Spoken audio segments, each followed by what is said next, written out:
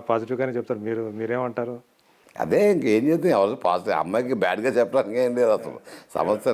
నిర్మాతల హీరోయిన్, 100% దర్శకుల హీరోయిన్ ఇబ్బంది పెట్టదు. ఇప్పుడు అమ్మాయిలో ఉన్న నేచర్ ఏంటంటే అండి, నేను కనిపెట్టింది బాగా సెన్సిటివ్ అమ్మాయి. అమ్మాయి.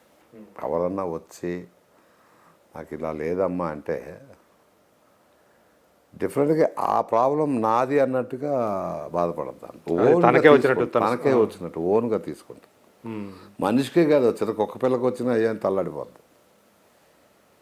అదొక డిఫరెంట్ ఇదండి అమ్మాయిది. అంటే అంత బై నేచర్ ఆమెకి దయాగుణం. అది ఎలా వచ్చిందో దయాగుణం అంటారా, నాతో ఏంటో తెలియదు. మొహమాటం కూడా కాదు, మళ్ళీ మొహమాటంతో ఒప్పుకున్నాను కూడా బై హార్ట్తో ఒప్పుకుంటుంది అమ్మాయి. ఆ అమ్మాయి జెన్యూన్గా ఒప్పుకుంటుంది ఏదైనా.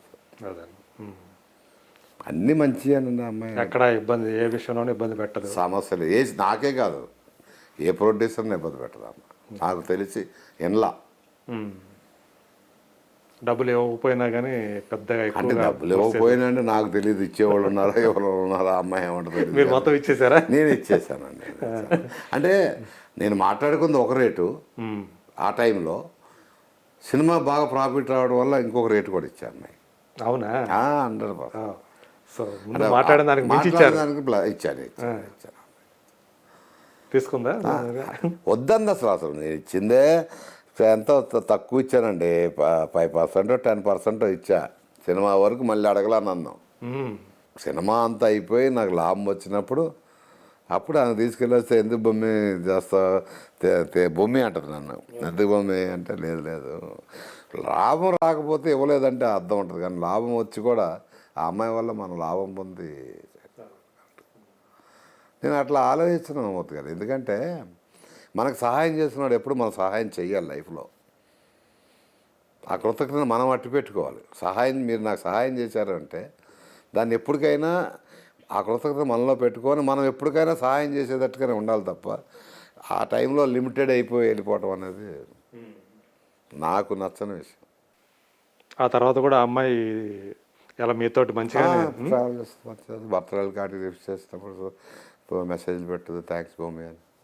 అంటే మీరు ఎంతోమందిని చూసుంటారు కదా, ఆర్టిస్టుని, హీరోయిన్ని. ఈ అమ్మాయి అయితే సంథింగ్ స్పెషల్ అని అనిపించేదా? 200%. సంథింగ్ స్పెషల్ కదా, అమ్మాయి స్పెషల్ ఇండస్ట్రీకి. హీరోయిన్లోనే స్పెషల్. ఎంతమంది హీరోయిన్ అనుకున్నా నాకేం బాధ లేదు, కానీ అసలు ఇలాంటి అమ్మాయి అలాంటి హీరోయిన్ దొరకదు. ఇంకో 10 ఏళ్ళైనా దొరకదు, అది కూడా చెప్తాను. అనుష్క లాంటి అమ్మాయి ఇంకో 10 ఏళ్ళైనా దొరకదు.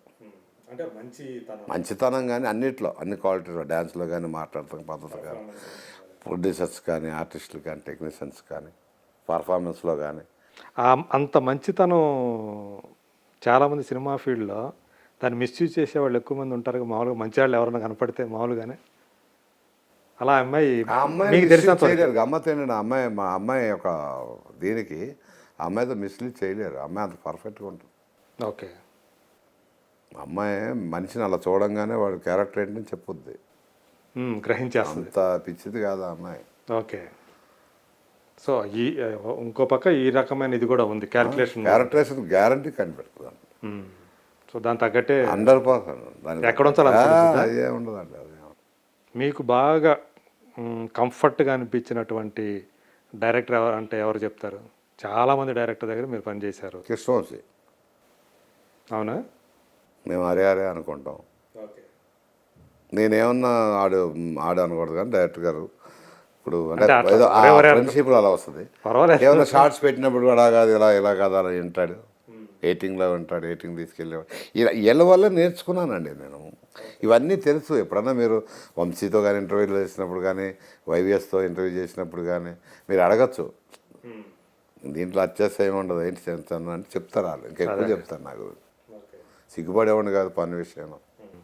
అంటే సాధారణంగా మిగతా టెక్నీషియన్స్తో పోలిస్తే ఇప్పుడు cinematographer, music director, editor, art director, fight master, వీళ్ళకు ఇచ్చినంత విలువ మేకప్ ఆర్టిస్టులకు ఉంటుందా? ఎందుకంటే ఉంటుందా? కానీ అంటే నిలబెట్టుకోవాలి. నాకుంది కదండి విలువ. ఈరోజు మేకప్ ఇప్పుడు కొంతమంది ప్రొడ్యూసర్గా మాట్లాడతలేదు, డైరెక్టర్గా మాట్లాడతలేదు, నా సినిమా గురించి ఏం మాట్లాడకుండా మేకప్ మ్యాన్గానే మాట్లాడుతున్నారంటే దట్ ఈస్ మై కానీ ఇంత విషయంలో ఇప్పుడు ఇంత విషయంలో కూడా మన డిస్కషన్ అంతా మేకప్ మ్యాన్గానే వెళ్తుంది తప్ప నా సినిమా ఏంటి డైరెక్షన్ ఎలా చేసేయండి మీరు అడగట్లా. సో ఏంటంటే అది కాదు చెప్తున్నా అంటే దిస్ ఇస్ ఫ్యాక్ట్ కదా. సో ఆ విలువ ఉంది కదా అంటున్నా, మేకప్ ఆర్టిస్ట్గా విలువ ఉంది కాబట్టి మనం ఇంత డిస్కస్ చేస్తాం. అంటే నేను అడిగేది with in the industry.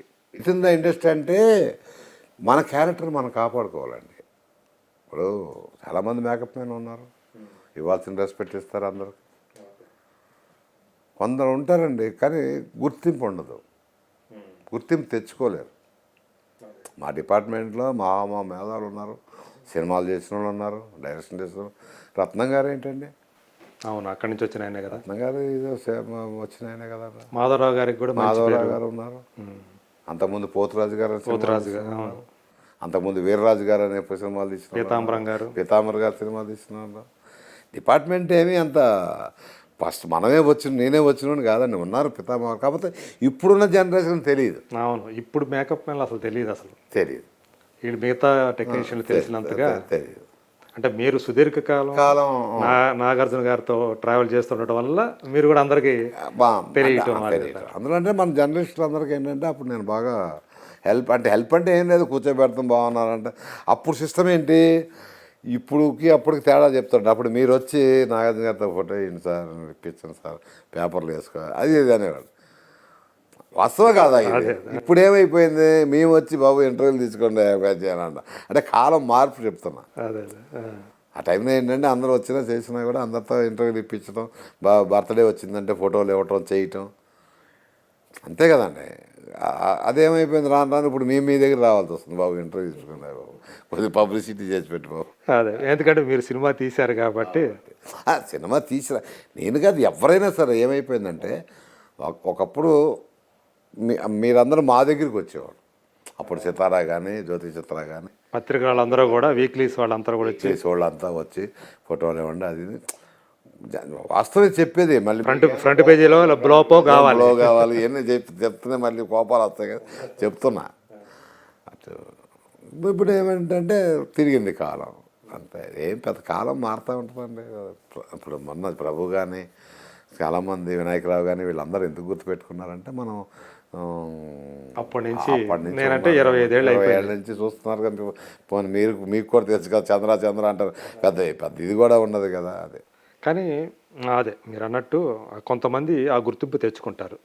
But remuneration పరంగా చూసుకుంటే ఇప్పుడు బాగానే పర్వాలేదా? అంటే మీ కాలానికి ఇప్పటికి పెరిగిందా? 200% పెరిగిందండి రెమ్యూనరేషన్. 200% మేకప్ ఆర్టిస్టులకి. ఇప్పుడు మా కాలంలో నేను అసలు చెన్నైలో ఉన్నప్పుడు ఎంత అండి, 250-300 రూపాయలు. ఇప్పుడు హీరోయిన్ మేకప్ మ్యాన్కి నేను నెలకే 250 రోజుకి బేటా మీరు అనేది. ఓకే, నాకు బేటా రోజుకి 200. ఇప్పుడు బేటా 1200-1300. అంటే సంవత్సరాలు గడిచినాయి కదా. అది గడిచింది, అదే అంటే నాకు సంవత్సరాలు గడిచిన మార్పు అనేది ఉంది అని చెప్తున్నా. ఇప్పుడు సరిపోద్దాను అట్లా అంటే హీరోయిన్ మేకప్ మ్యాన్కి వచ్చి నా సినిమాకే 5000 ఇచ్చా, నా ఏ డ్రెస్సర్కి 5000, బాయ్కి 12,000. ఓకే, హీరోకి కూడా అంతే. సో ఏంటి, మేము 5000 తీసుకోవాలంటే అసలు మా సమస్య, అసలు మా కాళ్ళు చేతులు వణికిపోయాయి 5000 ఇస్తే. కాలాన్ని బట్టి పెరుగుతాయి అండి రేట్లు పెరుగుతాయి. ఇప్పుడు కూడా ఏంటంటే ఇప్పుడు బాగా సినిమా అయిపోద్ది 5000 కంటే. అప్పుడు 5000 అవ్వదులేండి, సినిమా అవ్వదు, కానీ 40,000-50,000 సినిమాకి వచ్చింది ఓవరాల్గా. ఓకే, అదే ఇప్పుడు 6 నెలలు ఉండేది, 7 నెలలు ఉండేవి అప్పుడు సినిమాలు. నెలకు 15 రోజులు అట్లా ఉండేది. 4 నెలలు ఈజీగా ఉండేది కదా సినిమా షూటింగ్. మనంకి అప్పుడు నాసరా గారికి మీరేనా వేసింది? లేదండి, మనం సినిమాకి మా బావ ఉండేవాడు, ఆయన. ఓకే, ఆయన వేసారా? నాగార్జున గారికి అయితే మీరు? నాగార్జున గారు మనం చేయలేదు నేను సినిమా. ఓకే, ఓన్లీ అఖిల్ బాబు మనం సినిమా చేయలేదు. సాయిబాబా తర్వాత మేకప్ అనేది అఖిల్కి మాత్రం వేశారా? ఓన్లీ అంతే, ఆ రోజు సెంటిమెంట్గా వెళ్ళి చేసా అంతే. మనం సినిమా వాళ్ళు అడిగారా సెంటిమెంట్గా? అంటే వాళ్ళు అడిగారా లేకపోతే మీరే వేయాలని వెళ్ళారా ఏంటి? తనకు కూడా నేనే వేయాలి ఫస్ట్ మేకప్ అని వేసాను. అంతే, మీ అంతటా మీరే ఇంట్రెస్ట్ చూపించి చేశారా? నేనే పోగొట్టుకోలేదు పిల్లోడు కదా, ఇంతమందికి చేసి నాకు కూడా బాగోదు. సో అందులో ఒక చిన్న కనిపించబోతాడని తెలుసుకున్నారు, అప్పుడు తెలిసింది మీకు? అక్కడికి వెళ్ళిన తర్వాత తెలిసిందే షూటింగ్ ఉన్న చోట బాలిక్ కానీ. ఓకే. అప్పుడు కూడా తెలియదు. నేను ఏదో పని మీద 7 acres వెళ్ళానండి. అంటే యాదృచ్ఛికంగా దేవుడు అట్లా పంపించాడు, దేని మీద వెళ్ళా. అంత నాగేశ్వర గారు కూడా మాట్లాడారు. అంత ఆ రోజు నాగేశ్వర గారితో మాట్లాడతాం, బాబుతో మాట్లాడతాం, మళ్ళీ నాగేశ్వర గారితో చివరి రోజు అదేదో యాదృచ్ఛికంగా జరిగింది అట్లా. సో ఇప్పటికీ ఆ పిల్లలు కూడా మిమ్మల్ని అదే ఆధారంతో చూస్తుంటారా? 100%. పిల్లలే కాదండి, స్టూడియోలో కూడా చూసుకోవచ్చు కదా, ఈజీగా కదా ఇప్పుడు టెక్నాలజీ ఉంది. ఇప్పుడు ఒకటి కదా, ఎవరిని ఏమి అనే రోజులు కాదు. ఎవరి మెంటాలిటీస్ వాళ్ళు, ఎవరి పద్ధతులు వాళ్ళు. ఇప్పుడు నీ కొడుకుని పెట్టి నువ్వు సినిమా చేస్తే మేము చేయాలని ఉందా? రూల్ అదేమన్నా? కనీసం ఆమెకు ఆ సమాచారం అన్నా తెలుసు. పెడతాను, ప్రతిదీ పెడతా, వాట్సాప్లో పెడతా. మీరు పంపిస్తాను ఉంటాను. ఓకే, కానీ నో రెస్పాన్సా? అంటే మీకు అక్కడ ఆమెదా ఫోన్ నెంబర్ కాదా అనేది మాత్రం తెలియలేదా? ఆవిడదే నాకు తెలుసు, తెలియకుండా ఎలా ఎందుకంటే ఇప్పుడు దాకా మనం ఆమె గురించి చాలా మంచిగా మాట్లాడుకున్నాం. అవును, అది నాకు తెలియదు కదా. తెలియని దాని గురించి ఏం మాట్లాడతా? ఉన్నది ఫ్రాంక్గా చెప్పాను మీరు అడిగిన పాయింట్కి. ఎందుకు అది మిస్టరీ, ఎందుకు చేయట్లేదని తెలియదు నాకు. ఇది ఆశ్చర్యంగా ఉంది నాకు అంతకన్నా పెద్ద ఆశ్చర్యంగా ఉంది. ఎందుకంటే మీరు ఆమెతో హీరోయిన్గా సినిమా తీశారు. అలా అని ఇప్పుడు నేను అబద్ధం అనమంటారా? కలిసామని మాట్లాడాలని అంటే సింపుల్గా అయిపోద్ది. ఎప్పుడైనా తెలియదు. అది మొత్తానికి ఏదో అంటే ఆమె స్పందించకపోవడానికి ఏదో ఉండి ఉంటుంది, కారణం లేకుండా ఉండవుగా. సో అయితే ఆ తర్వాత కూడా మీరు మళ్ళీ కలవలేదన్నమాట, అసలు మనిషిని కలవటం కానీ. సపోజ్ మీరు మళ్ళీ ఆమెతోనే సినిమా తీయాలనుకుంటే ఇలా జరిగింది అనుకున్న పరిస్థితి ఏంటి? ఇస్తుంది, అదే ఉండదు, సమస్య లేదు. పట్టుకోవాలనుకుంటే పట్టుకున్న పెద్ద ఇది కాదండి. అవతల వాళ్ళు ఇప్పుడు మన ఫోన్ ఎత్తలేదు అంటే వేరే 100 కారణాలు ఉండొచ్చు. అదే అంటే మీరు 5-6 నెలల నుంచి ట్రై చేస్తున్నారు కదా మాట్లాడటానికి, సమాచారం ఇస్తున్నారు కదా. ఏదో ఉండి ఉంటుంది, మనమే చెప్తాం. ఒకవేళ ఇది చూస్తే ఆవిడ చూస్తే ఎందుకు ఆవిడ ఫోన్ చేయొచ్చు, చంద్ర ఇది కారణం అని చెప్పచ్చు, అందుకే అతను అని చెప్పచ్చు. బికాజ్ ఆఫ్ దాని గురించే మాట్లాడుతున్నాను. ఇది కూడా అది చూస్తే నువ్వు అలా అనుకోవద్దు చంద్ర, నేను నాకు మాట్లాడుతుంది. ఒక మేకప్ మ్యాన్కి ఎంతకాలం ఉన్నందుకు ఇండస్ట్రీలో ఏమనిపిస్తుంటుంది? అంటే ఈ జర్నీ మీకు ఎక్కువ ఆనందం ఇచ్చిందా?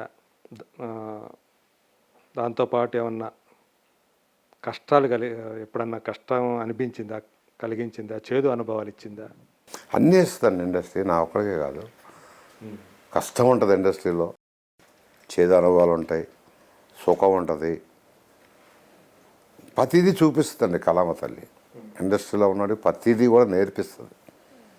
మంచి నేర్పిస్తుంది, చెడు నేర్పిస్తుంది, కష్టాలు సుఖాలు అన్నీ నేర్పిస్తుంది ఇండస్ట్రీలో.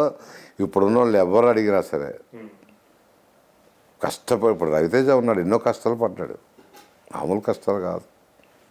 రవితేజతో పని చేశారా మీరు? రవితేజ అసిస్టెంట్, మన నిన్నే పెళ్ళాడికి అసిస్టెంట్ డైరెక్టర్ కదండి. అవును కదా. వంశీ తీసిన సినిమాకి నేనే కదా అవన్నీ చేసింది. ఖడ్గం చేయలేదండి. ఖడ్గానికి గెటప్పులకి యాడ్ చేశాను. సింధూరం, అవును, దానికంటే ముందు సినిమా సింధూరం, గులాబీ, జేడీ ఏమైనా కష్టపడకుండా వచ్చాడు, బ్రహ్మాజీ కష్టపడకుండా వచ్చారు, ఇప్పుడు సుఖపడుతున్నారు. ఇండస్ట్రీలో కష్టపడినాడు ఎప్పుడు సుఖపడతాడండి. ఫస్టే వచ్చి స్టార్టింగ్ ఇదంటే కష్టం, కానీ డెఫినెట్గా కష్టం ఉంటుందండి ఇండస్ట్రీలో, సుఖాలు కష్టాలు దుఃఖాలు. చేదు అనుభవాలు అన్నారు కదా, ఏ తరహాలో ఉంటాయి ఆ చేదు అనుభవాలు? అంటే ఏముంటుంది, ఇప్పుడు మేకప్ మ్యాన్గా ఇప్పుడు ప్రొడ్యూసర్ రమ్మంటాడు, సినిమా నీదే అంటాడు. ఓకే, అక్కడికి వెళ్ళిన తర్వాత వేరే ఇచ్చేసాను చంద్ర నీకు లేదంటారు. అది నాకు విషయంలో చేదు అనుభవం.